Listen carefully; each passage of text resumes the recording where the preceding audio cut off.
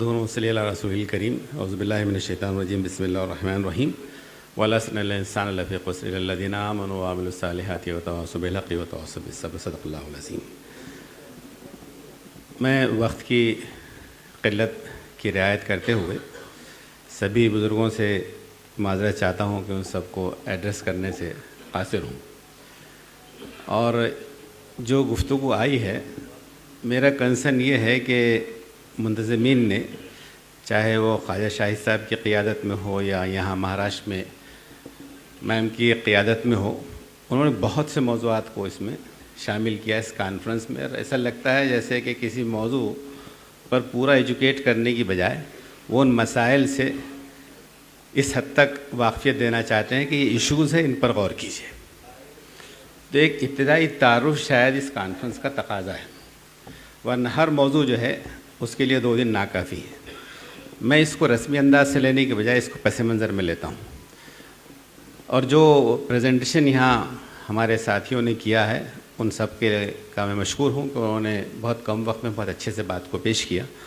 لیکن تناظر یہ ہے کہ ایک طرف تو ہم اس بات کا دعویٰ کرتے ہیں کہ مسلمان ہونے کے ناطے ہمارے پاس قرآن ہے، اور قرآن سے بہتر تصور کوئی نہیں ہے، سب سے مکمل تصور قرآن ہے، ایک یہ دعویٰ ہے۔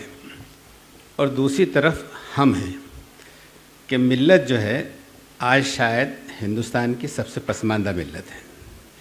ایک دعویٰ یہ ہے کہ قرآن نے آدم کے امتیاز کی بنیاد ہی علم کو قرار دیا، اور اس کی صراحت ہمارے علماء نے یہ کی ہے کہ علم کے معنی نالج سے بہت آگے کے ہے، جو لکھا جا چکا وہ نالج ہے۔ ابن قیم الجوزی کی وہ بات مجھے بہت پیاری لگتی ہے، وہ کہتے ہیں جو لکھا جا چکا اگر آپ اسی پر اکتفا کرتے ہیں تو آپ مقلد ہیں، تقلید کر رہے ہیں۔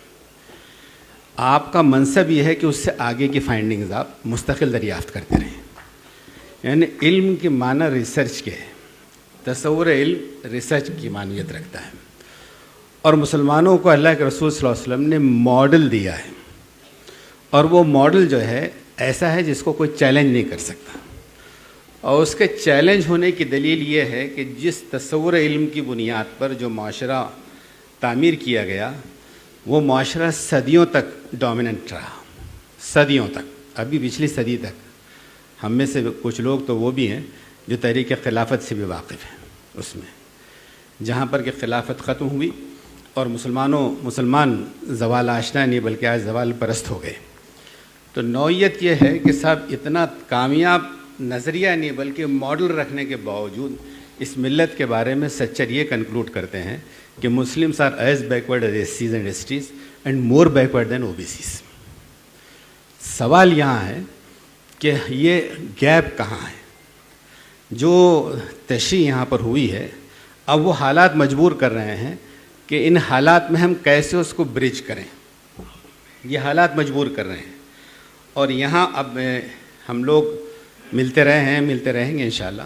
یہاں پر عمر عابدین صاحب نے جو بات کہی ہے اور جو کام کر رہے ہیں، اب طریقہ یہی ہے، اس پر آپ تنقید کریں گے تو نقصان اٹھائیں گے کہ مدرسوں میں یہ کمزوری ہے، مدرسوں میں وہ کمزوری ہے۔ تو کمزوری کہاں نہیں ہے؟ دانشگاہوں میں کون سی دانش پیدا ہوتی ہے؟ یونیورسٹیز میں۔ تو جو سچویشن ہے وہ کولیپس ہر جگہ ہے۔ سوال یہ ہے کس حد تک اس کو لفٹ کیا جائے اور کتنا اس کو مفید بنایا جائے۔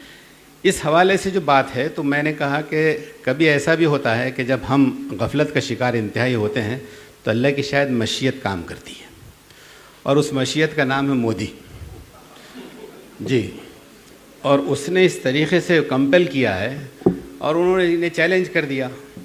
جو بحث کھڑی کیا انہوں نے، وہ بحث میں یہ ہے کہ یہ بھارت کا کانسٹیٹیوشن ایک سیکولر کانسٹیٹیوشن ہے، اور سیکولر کانسٹیٹیوشن میں ایجوکیشن کا سسٹم وہی ہوگا جو سیکولر ایجوکیشن دے گا، اور جب سیکولر ایجوکیشن دے گا تو اس میں کسی ریلیجیس ایجوکیشن کا پروویژن ہونے کا، پراودھان ہونے کا کوئی سوال نہیں اٹھتا۔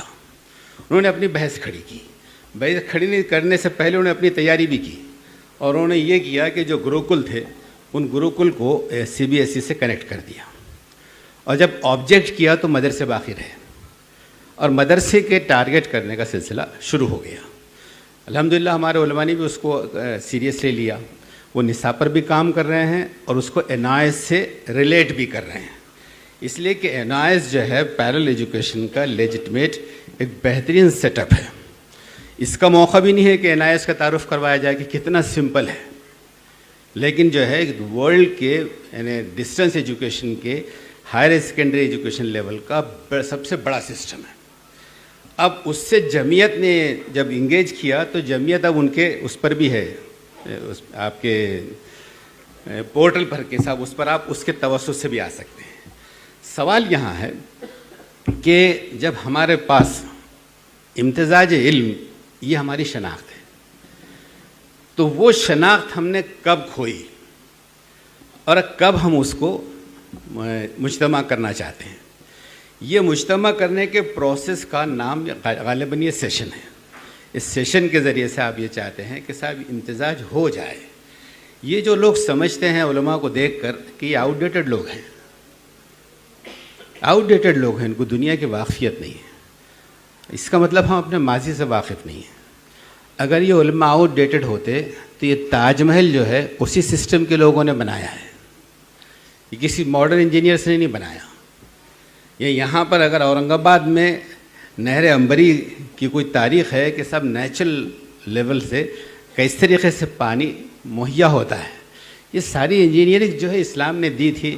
یہ موقع نہیں ہے اس کا کہ ان سب کو کوٹ کیا جائے کہ امام رازی کی خدمات دین میں کیا ہے اور سائنس میں کیا ہے، یا وہ برکات کی خدمات کیا ہے، یا ابن رشد کی کیا ہے، یا ابن سینا کی کیا ہے۔ علماء کی اتنی بڑی فہرست ہے، ہمارا ماضی اتنا شاندار ہے، اس سے کانفیڈنس ہمارا بلڈ ہوتا ہے۔ جب مغرب نے سیکھا، اس کی نشست ثانیہ ہوئی، رنائسنس ہوا، تو وہ وقت وہ تھا کہ اس وقت کی دنیا بھر کا یہ چلنے والی سکہ رائج الوقت زبان جو تھی وہ عربی تھی، اس لیے جو ہارورڈ کی بنیادوں سے واقف ہیں، جو اس وقت کے کیمبرج کی بنیادوں سے واقف ہیں، ان کو اس تاریخ سے گزرنا ہوگا کہ اس کا آغاز عربی زبان سے ہوا تھا، اس لیے کہ نالج دنیا بھر کی کہیں تھی تو مسلمانوں کے پاس تھی، عربی میں تھی۔ اس کے اسکالرس اور اس کے ڈپارٹمنٹ ہیڈس کوئی ہوتے تھے تو مسلمان ہوتے تھے، جن کو عرب ماسٹرز کہا جاتا تھا۔ خلاصے گفتگو یہ ہے کہ یہ دین میں وہ ساری جادوگری ہے۔ سوال یہ ہے کہ آپ اس کو روایت کے تحت لیتے ہیں یا اس کی اسپرٹ کے تحت لیتے ہیں۔ اس کی اسپرٹ کے تحت لیتے ہیں تو پھر یہ سنویت علم نہیں باقی رہتی، پھر جو چیز باقی رہتی ہے وہ سوائے ترقی، عزت اور شوکت کے کچھ باقی نہیں رہتا۔ تو مجھے بھی چونکہ وقت اپنا جو دیا گیا وہ قریب الختم ہے، میں 1 منٹ میں اپنی بات کو سمیٹ لیتا ہوں اور اس حدیث کے ذریعے سے سمیٹتا ہوں جس میں یہ بات آئی ہے کہ عالم کی روشنائی شہید کے لہو پر فائق ہے، جو اس کے حدیث کا خلاصے کے طور میں کہتا ہوں۔ اور اس کو آپ سمجھنا چاہتے ہیں تو وہ شہید جس نے جان دے دی، اس کا مقابلہ کون کر سکتا ہے؟ لیکن اللہ رسول فرما رہے ہیں کہ عالم کی روشنائی، اس کی ریسرچ کئی لوگوں کو شہادت سے بچا سکتی ہے۔ اگر وہ ریسرچ حماس کے پاس ہو، وہ اسٹرینتھ اس کے پاس ہو، جو مجھے انصاری صاحب جب اپنا لیکچر پیش کر رہے تھے تو اس بات کی اضافی خوشی ہو رہی تھی پرفارمنس کے ساتھ ساتھ کہ وہ یونیورسٹی کے ہونے کے باوجود ان کا حلیہ ہمارے علماء کا تھا، موجود ہے یہاں۔ اور جب علماء انگریزی بولتے ہیں نا تو تھوڑا اجنبی لگتا ہے، ہاں خوشی ہوتی ہے اس میں کہ ہمارے علماء انگریزی بول رہے ہیں۔ یہ وہ گیپ ہے جو ہماری فطرت ہے، جو ہم سے یہ چاہتی ہے کہ ملت کا مقام وہ بہت فائق ہے، وہ خیر امت ہونے کے ناطے ان کو لوگوں سے بہت ہر میدان میں ہر جائز میدان میں فائق ہونے کے تک امت ہونے کا دعویٰ نہیں کر سکتے۔ ان کا یہ کہہ دینا کہ ہم قرآن کے طالب علم ہیں، ہم قرآن کے معلم ہیں، اور وہ اگر سولوشن نہیں دے سکتے ہیں تو پھر وہ بصیرت سے شاید دور ہیں، جس کے بارے میں اللہ کے رسول صلی اللہ علیہ وسلم فرمایا تھا کہ مومن کی فراست سے ڈرو، یہ اللہ کے نور سے دیکھتا ہے۔ وہ فراست کی تلاش ہے، وہ امتزاج کی جستجو ہے جو شاید آج یہ اس مقصد سے رکھی گئی تھی۔ اللہ تعالیٰ سے دعا ہے کہ اگر ہم اپنے طور پر تیز گام نہیں ہوئے ہیں تو شاید مودی تیز گام کر دے اور سسٹم میں کچھ امتزاج آئے۔ شکریہ، خدا حافظ۔